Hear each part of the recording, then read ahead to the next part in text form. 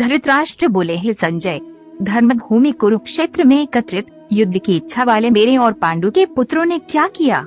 संजय बोले, उस समय राजा दुर्योधन ने व्यूह रचना युक्त पांडवों की सेना को देखा और द्रोणाचार्य के पास जाकर ये वचन कहा, हे आचार्य, आपके बुद्धिमान शिष्य द्रुपदपुत्र धृष्टद्युम्न द्वारा व्यूहाकार खड़ी की हुई पांडु पुत्रों की इस बड़ी भारी सेना को देखिए।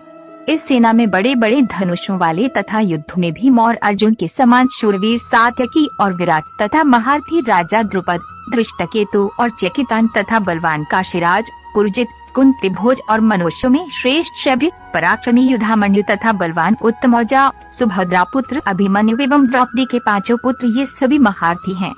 है ब्राह्मण श्रेष्ठ, अपने पक्ष में जो प्रधान हैं, उनको आप समझ लीजिए।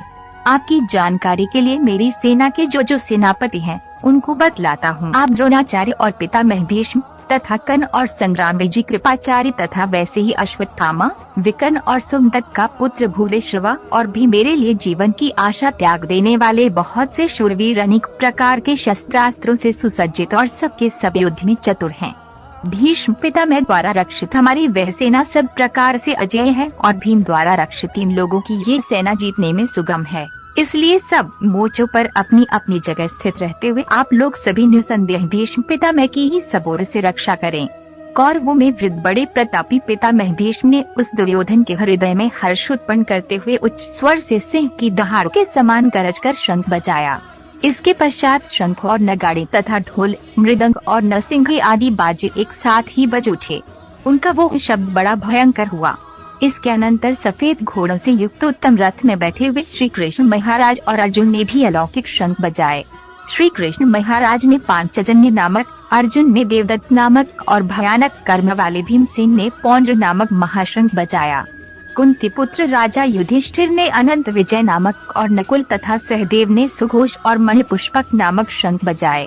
श्रेष्ठ धनुष वाले काशीराज और महारथी शिखंडी एवं धृष्टद्युम्न तथा राजा विराट और अजय सात्यकी, राजा द्रुपद एवं द्रौपदी के पांचों पुत्र और बड़ी भुजा वाले सुभद्रा पुत्र अभिमन्यु, इन सभी ने, हे राजन, सब ओर से अलग अलग शंख बजाए और उस भयानक शब्द ने आकाश और पृथ्वी को भी गुंजाते हुए धार्तराष्ट्रों के अर्थात आपके पक्ष वालों के हृदय विदीर्ण कर दिए।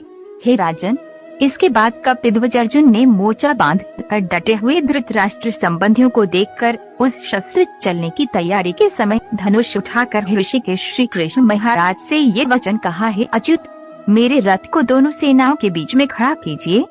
तो मित्रों, आशा करता हूँ ये वीडियो आप सभी को अच्छा लगा होगा। श्री कृष्ण भगवान के विचार से अगर अच्छी सीख मिली होगी तो कमेंट बॉक्स में जय श्री राधे कृष्णा लिखना नहीं भूलना।